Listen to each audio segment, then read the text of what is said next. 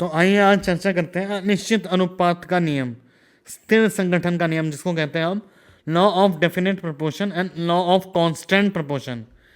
यह नियम किसने दिया था? यह नियम प्राउस्ट नाम का एक साइंटिस्ट था, एक वैज्ञानिक था, उसके द्वारा दिया गया था। इस नियम के अनुसार यौगिक में उपस्थित प्रत्येक परमाणु का भार के अनुसार अनुपात में समान रहता है।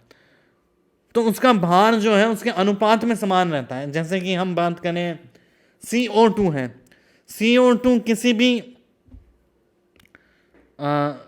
पेड़ को गर्म करने से भी CO2 निकलेगी, किसी भी दूसरे तरह के पदार्थ को, जीव को, किसी भी जीव को गर्म बर्न करने से भी CO2 निकलेगी। जहाँ भी कार्बन उपस्थित है CO2 निकलेगी उसको जलाने पर। तो उन CO2 का जो मान है उसमें 2:1 कार्बन तथा ऑक्सीजन का अनुपात होगा। यह नहीं मायने रखता कि वह किससे आया है। अगर कार्बन को जलाया जाएगा ऑक्सीजन की अत्यधिकता में तो कार्बन तथा ऑक्सीजन 1:2 में होंगे। तो यौगिक में उपस्थित प्रत्येक परमाणु का भार अनुसार अनुपात में समान रहता है। चाहे यौगिक को विभिन्न स्रोतों से प्राप्त किया जाए, चाहे उसको अलग अलग स्रोतों से प्राप्त किया जाए, अर्थात यह यौगिक प्राप्त करने पर प्राप्त किए गए स्रोतों पर निर्भर नहीं रहता। यह प्राप्त करने पर जिस भी स्रोत से आया है उस पर निर्भर नहीं रहता। उदाहरण के लिए हम 2 उदाहरण देखते हैं। अमोनिया का सूत्र हमेशा NH3 होता है, अर्थात अमोनिया के एक अणु में हमेशा 1 नाइट्रोजन का परमाणु और 3 हाइड्रोजन के परमाणु होते हैं। अथवा या फिर हम कहें 17 ग्राम अमोनिया में 14 ग्राम नाइट्रोजन तथा 3 ग्राम हाइड्रोजन होती हैं। अगर हम जल की भी बात करें, जल चाहे हमारे को विभिन्न स्रोतों से मिलता हो, जल हमारे को समुद्र से मिलता हो, नल से मिलता हो, नदी से मिलता हो, गंगा जल हो, बारिश का पानी हो, इन सब में हाइड्रोजन तथा ऑक्सीजन का अनुपात 2:16 या फिर 1 अनुपात सामान्य अनुपात होगा 1:1। तो इसको अलग अलग स्रोतों से प्राप्त किया जाता है, फिर भी इसका अनुपात क्या रहने वाला है? समान। आइए इस पे किस तरह के प्रश्न बनते हैं उसको समझने की कोशिश करते हैं। 2.16 ग्राम धातु कॉपर को नाइट्रिक अम्ल से क्रिया करने पर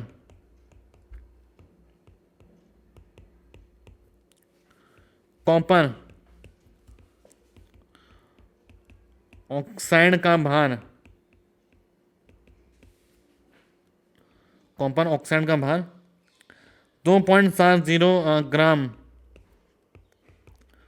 पाया गया। दूसरे प्रयोग में 1.15 ग्राम कॉपर ऑक्साइड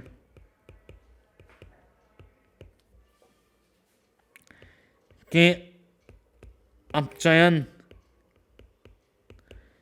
के द्वारा 0.92 ग्राम कॉपर प्राप्त होता है। स्थिर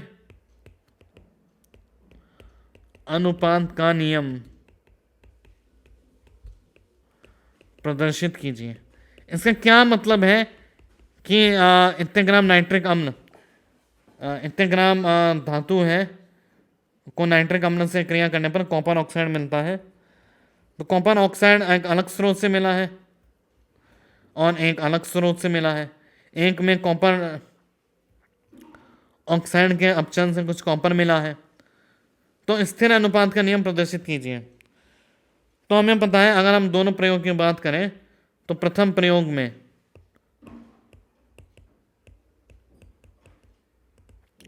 कॉपर का भार होगा 2.16 ग्राम और कॉपर ऑक्साइड का भार है 2.7 ग्राम।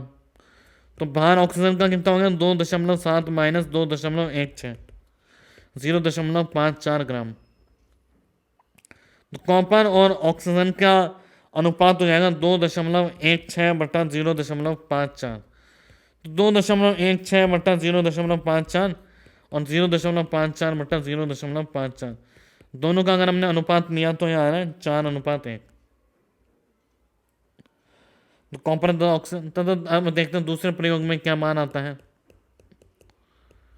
दूसरे प्रयोग में भार कॉपर ऑक्साइड का होगा 1.15 ग्राम, कॉपर का भार होगा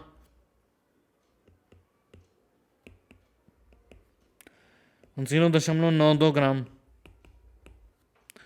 और भार ऑक्सीजन का होगा भार कॉपर ऑक्साइड माइनस भार कॉपर का, तो जाएगा 1.15 माइनस 0.92, तो ये मान हो जाएगा वापस 0.23 ग्राम। अब कॉपर तथा ऑक्सीजन का भार अनुपात कितना होगा 0.92, 0.23, तो जाएगा वापस से 4:1। तो दोनों में यह सिद्ध होता है कि कॉपर तथा ऑक्सीजन का भार अनुपात समान है, जो कि 4:1 है, तो इससे यह सिद्ध हो गया। वापस से अगर हम एक और उदाहरण की मदद से इसकी बारीकियों को समझने की प्रयास करें, तो एक और उदाहरण, एक प्रयोग है और क्या प्रयोग 2। इसमें आयरन ऑक्साइड का 2.4 ग्राम है, इसको अपचयन किया हाइड्रोजन से, तो मिला आयरन मिला हमारे को, लौह मिला 1.68 ग्राम। और दूसरे प्रयोग में आयरन ऑक्साइड का हमने लिया 2.9 ग्राम, फिर हाइड्रोजन से अपचयन कराया, तो कराने पर 2.03 ग्राम हमारे को क्या मिला आयरन मिला 2.3 ग्राम। तो अब यहाँ भार ऑक्सीजन का कितना है 2.4 माइनस 1.68। इतने भार में से कुछ आयरन है कुछ ऑक्सीजन है। आयरन तो हमारे को मिल गया 1.68। अब ऑक्सीजन यहाँ कितना आ रहा है 0.72 ग्राम। यहाँ भी भार ऑक्सीजन का है 2.9 माइनस 2.03, तो 0.87 ग्राम। तो अब भार आयरन का और ऑक्सीजन का, आयरन बटा ऑक्सीजन, आयरन अनुपात ऑक्सीजन का भार कितना होगा, आयरन का 1.68, ऑक्सीजन का 0.72। यहाँ आयरन का है 2.03, ऑक्सीजन का 0.87, तो है ना 2.33:1, और यहाँ भी आयरन 2.33:1। तो इस प्रकार से आयरन तथा ऑक्सीजन का भार अनुपात में कुछ भी हो सकता है। भार अनुपात की बात करना है हम, यहाँ मोल अनुपात की बात नहीं कर रहे हैं, ध्यान रहे, मोल अनुपात की बात नहीं कर रहे हैं। और मोल अनुपात भी आगे देखेंगे हम कि भार अनुपात यहाँ पे समान रहने वाला है, तो मोल अनुपात भी समान होगा। अभी यहाँ पे हम भार अनुपात की बात करें या मोल अनुपात की बात करें, तो वो कुल मान उनका समान ही रहने वाला है।